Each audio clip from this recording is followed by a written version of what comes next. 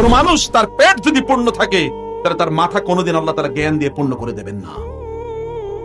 যার পেট অপূর্ণ তার মাথা আল্লাহ তাআলা জ্ঞান দিয়ে পূর্ণ করে দেবেন।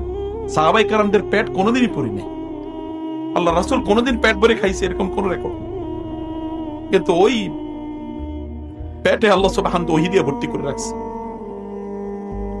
খাবারের কমে দেন ভাই, জান্নাতে গিয়ে খাবেন না।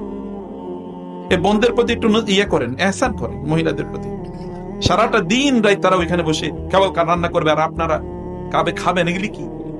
খাবারের পরিমাণ কমে দেন, খাবারের পরিমাণ বাড়াইবেন, ইবাদত করতে পারবেন না, নিশ্চিত লিখে রাখেন, গিয়ে দেখেন এরপরে কম খান।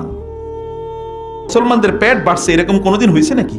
সাহাবায়ে কেরামদের পেট এবং পিঠ একসাথে লেগে গেছিল।